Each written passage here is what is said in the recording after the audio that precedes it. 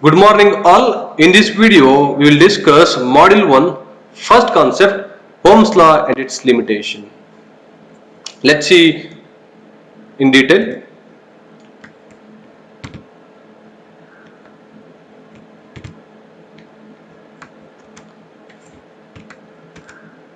Module 1, DC circuits, we're having DC power supply and switch will be present, one resistance will be there for opposing the flow of electrons, and bulb will be there.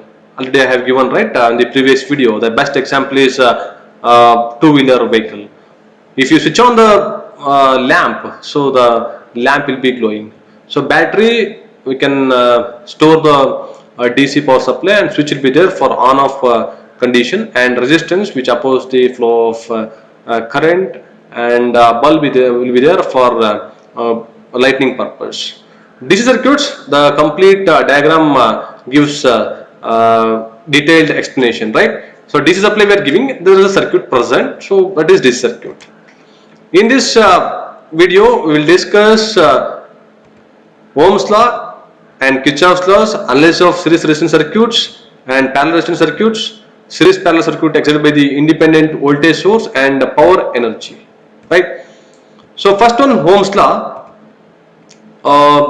Everybody knows, right? The current flowing through the conductor is directly proportional to voltage and inversely proportional to resistance of the conductor, with the temperature remains constant, considering two ends of the conductor, right? Temperature must be constant, that you keep it in your mind, because if suppose temperature is not constant, Ohm's law is not applicable. I'll tell you why the temperature remains constant in the Ohm's law. As you can see the diagram, Ohm's law complete explanation like a pictorial representation.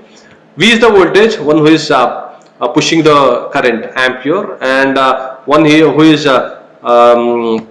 pulling the rope, that person is called as resistance, and current is flowing here, right? That is resistance. If suppose current increases, voltage increases, but resistance will be decreases, right? According to the equation, I is equal to V by R, where V is the voltage, R is resistance, I is the current, right? So this is how we are going to explain the Ohm's law. Just current flowing through the conductor, just to consider two ends of the conductor, okay? Conductor position A here and position B here, two ends. So in between there is a resistance. That conductor, current flowing through the wire is directly proportional to voltage, potential difference between two ends of the conductor, and inversely proportional to resistance of the conductor, with the temperature remains constant, right? So I'll just giving you the water analogy of Ohm's law for better understanding. That's it. So for better understanding, don't write in your examination. This is no need. But for the understanding purpose, we have this water analogy. So the water is stored in the tank. Just example, in your home, there is a top of the building. We used to place tank, and there is a tap present inside the home. So if suppose the water is flowing into that pipe, that is current, right? If suppose the head of the water is more, the voltage will be more. That is a pressure in the sense voltage. So if you rotate that tap, what happens? You can increase or decrease the current, right? So if the resistance will be increases, what happens to the current? If the tap will be closed completely, so what about the water flow movement? There is no water flow because tap is closed. Resistance will be more, and if it is tap is open, resistance will be less. There is no holding of water, so the current will be increases. The easily it can flow. So that is a water analogy. I is equal to V by R. If suppose resistance increases, current will not be.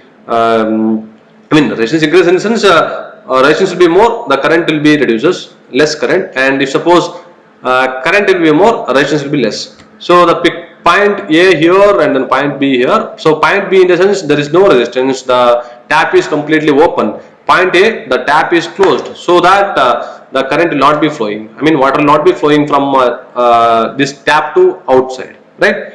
It acts as a rheostat, right? So rheostat, which is used to control the current as per our requirement, it's a resistance.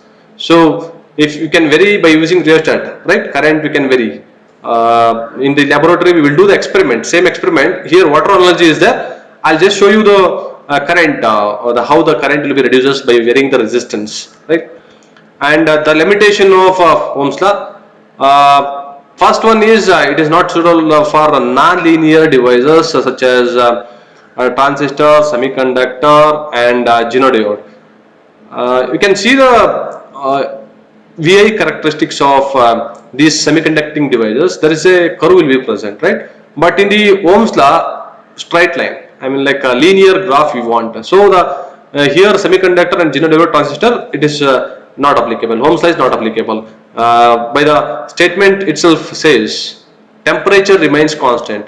So you people are in computer science engineering. In the motherboard, we used to have temperature capturing device or thermal fins we are having, right, for to reduce the temperature or to reduce the heating of that electronics devices.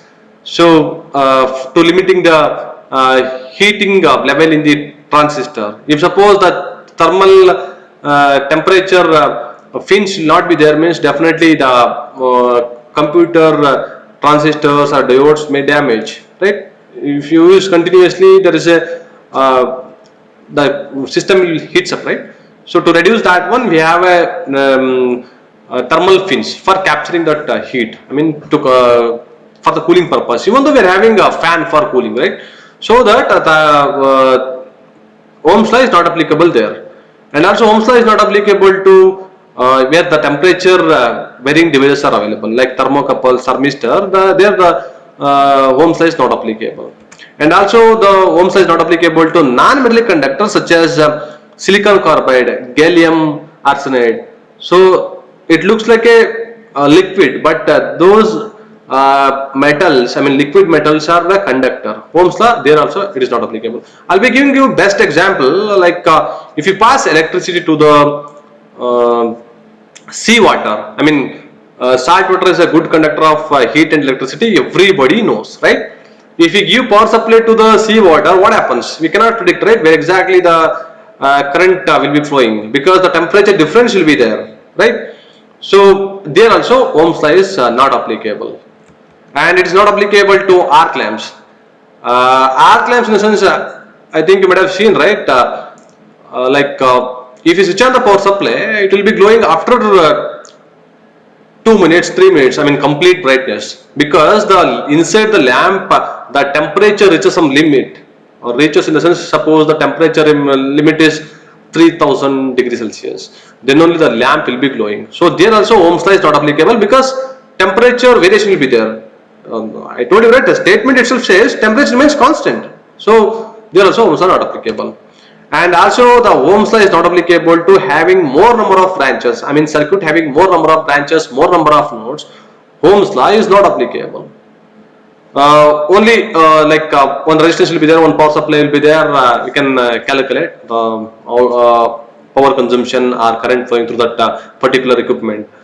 For that, we are having the next session. We'll discuss KCL and KVL. To solve this limitation, to overcome these limitations, we are having KCL, KVL, and then some theorems also will be there in the electrical engineering subjects. So as you can see the diagram, there is a graph present. This is a voltage, and then this is a current. I mean, x-axis is voltage, and then y-axis is current. So this one is a straight line. I mean, temperature remains constant, right? So the linear graph will be appearing, right? So once again, I'll be revising limitation of Ohm's law. Ohm's law is not applicable to non-linear devices such as diodes, semiconductors, and transistor, because those all are negative temperature coefficient devices. Because temperature increases, the resistivity will be decreases, and also it is not applicable to temperature varying devices like thermistor, thermocouples, temperature measuring devices, because temperature difference will be there, right? Then only the whatever the measuring device will work. And next, there is it is not applicable to liquid conductors such as silicon carbide and gallium arsenide, and also it is not applicable to arc lamps. Arc lamps, if you switch on, it will be glowing after 2 minutes or 3 minutes, because temperature reaches some limit, then only it will be glowing. And also it is not applicable to having more number of nodes, more number of branches, right? because the complication circuits very difficult to solve the problem, right?